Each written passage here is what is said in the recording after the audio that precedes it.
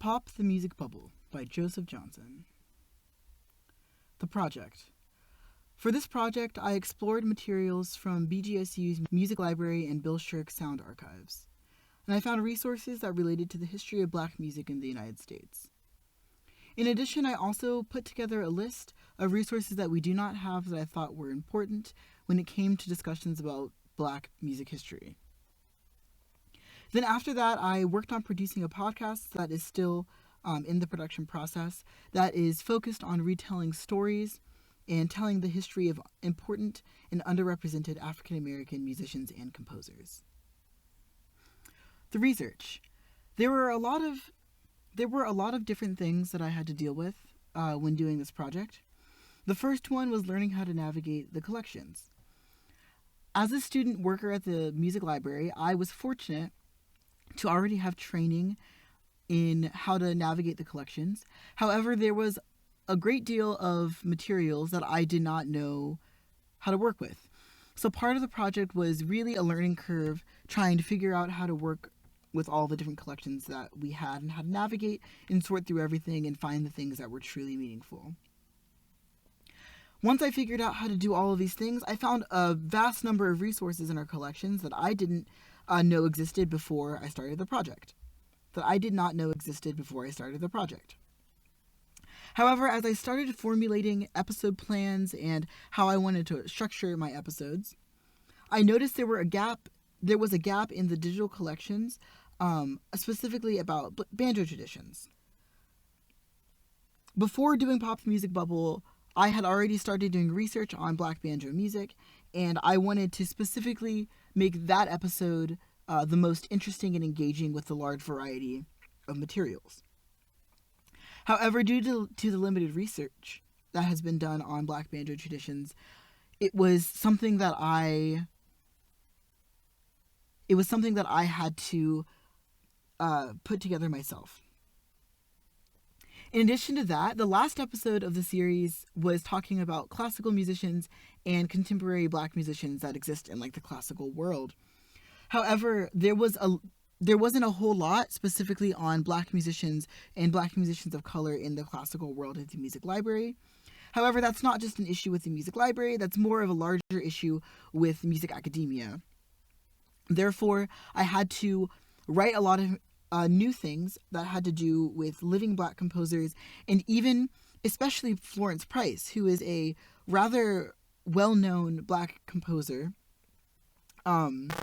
who there were very, very limited resources available in general on her.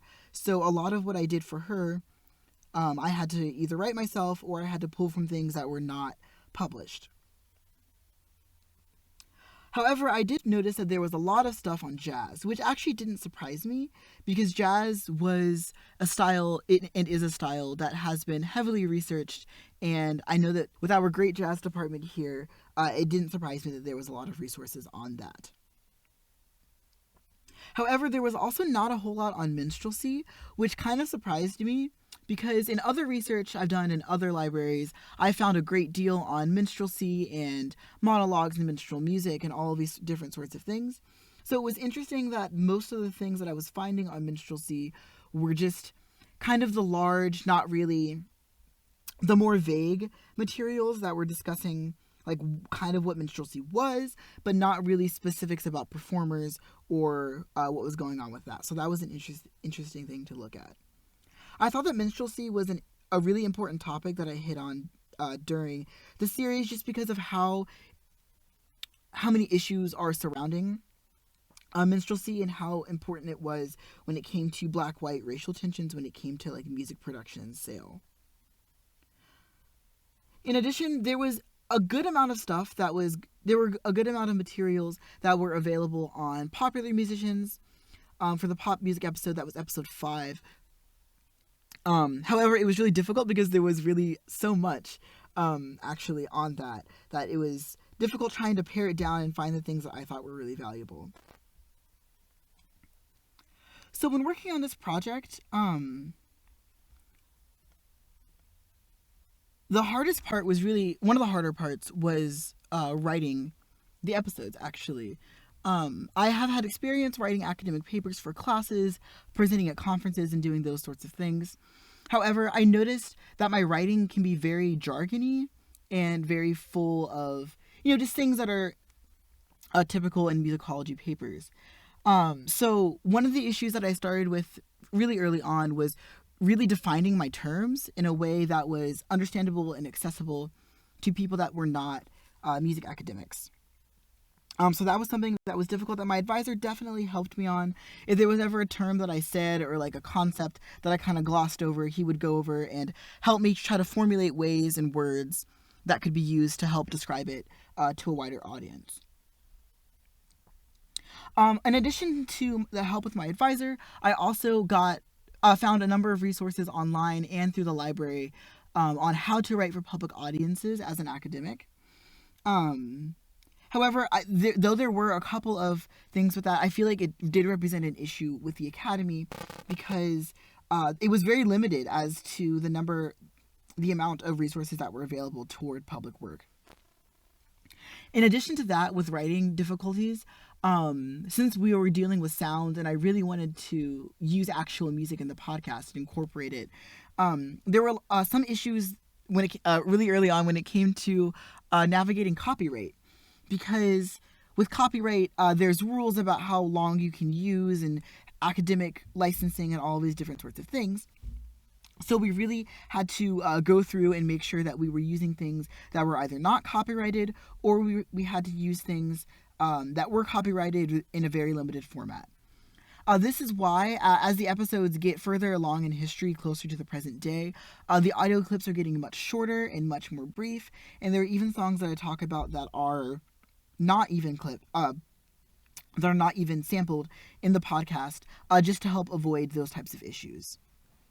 In addition to that, when I was looking for people to perform, I was trying to find sheet music that was also not copyrighted, because then that would get into more issues when it came to performance rights and composition credits and all these other things as well. The next issue that I had when working on Pop the Music Bubble was issues with scheduling. One of the things I wanted to do originally was record student musicians playing some of the music and incorporate that into the podcast.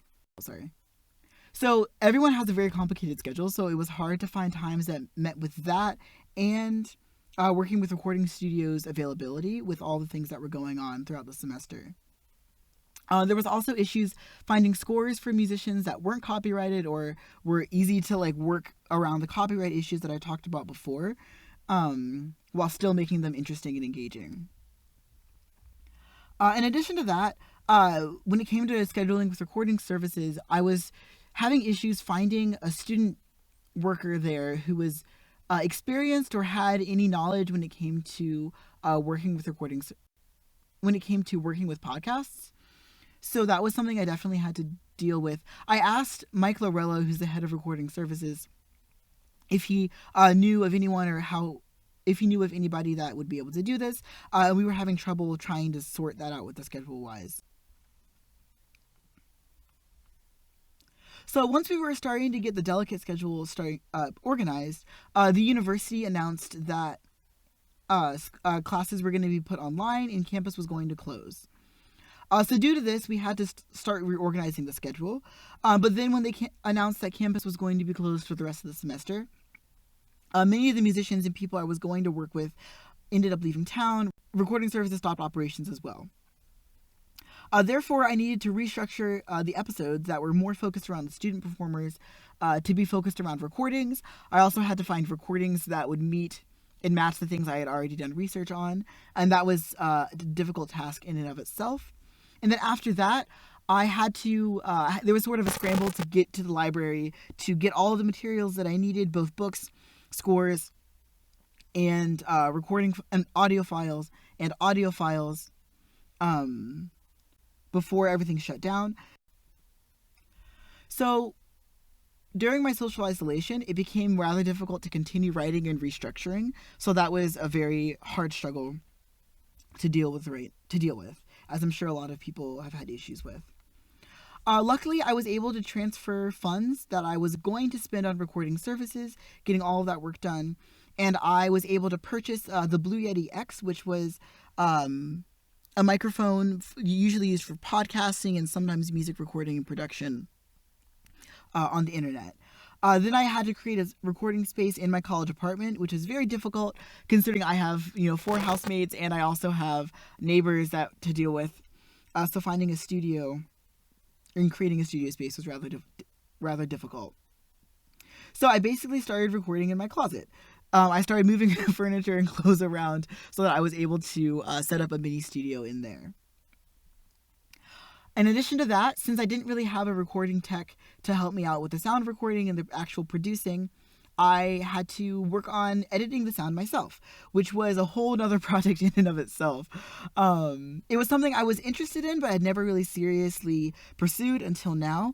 And I'm still working on learning how to make the podcast work the way that I wanted to.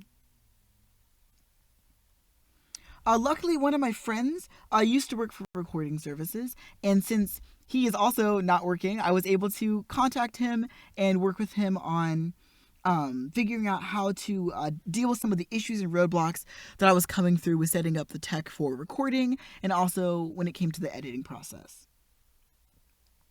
As I was recording, and as I am currently recording the episodes, I realized that my initial plan of reading a script verbatim, the way that I had done with my conference presentations, was not very interesting or engaging as an audience member. So I eventually switched to a different mode of production, where I turned the scripts that I had already written into kind of broad bullet points, where I would speak kind of freely upon the bulleted ideas that I had listed, with a couple of quotes written out that I thought were really important pieces of text to include. Specifically, those were more of the sentences that I was talking about before when it came to making it accessible for public audiences. So the sentences that I crafted that would be easily understood were ones that I would read verbatim. So even though the production process is still underway, I do have a rough cut of the second episode, which is the one focused on Black banjo traditions in minstrelsy and American folk music. So here's a quick example of what some of the podcasts are going to look like. Another highly influential figure in Black string band music is Sid Hemphill.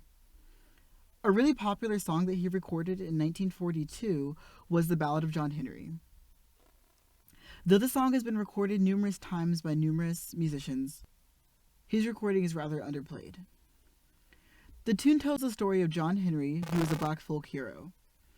Jacob Blunt also recorded a version of his tune in a 2016 album, Reparations. This album was intended to reclaim the history that was taken from his Black ancestors. In his version of the song, he records with fiddle player Tatiana Hargraves from the source recording.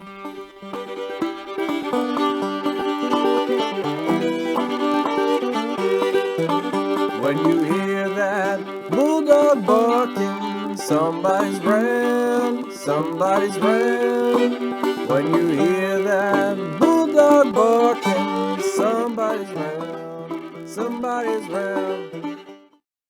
Recently, an all-female group consisting of Rhiannon Giddens, Amethyst Kia, Layla McCullough, and Allison Russell re-recorded this tune, but they restructured a lot of the text to talk about John Henry's wife, Polly Ann.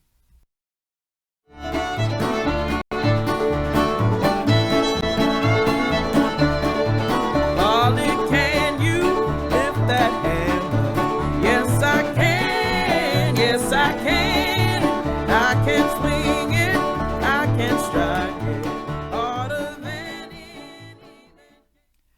After this, I'm going to need to eventually transcribe all of this so I can have a manuscript for accessibility purposes, which will be another project in and of itself.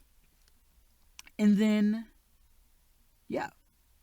So in conclusion, I didn't realize how big of a scope this project was. I had a lot of ideas and a lot of ideas for the things that I wanted to write about. And I realized that this was a rather ambitious project, and I was unable to write and edit and do research on all of the different topics that I wanted. So I eventually chose to go with 5 or 6 episodes that hit the topics that I thought were really important.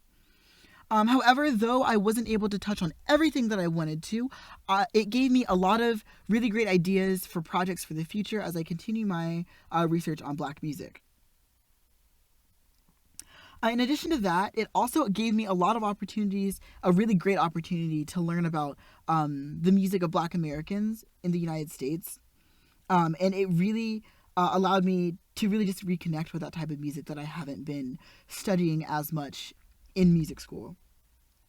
And hopefully, by the end of this project, it's going to allow others to be able to basically do the same thing and learn about. Hopefully, it'll allow others to also be able to do the same thing and learn more about these really important Black musicians that we don't talk about as much. Thank you.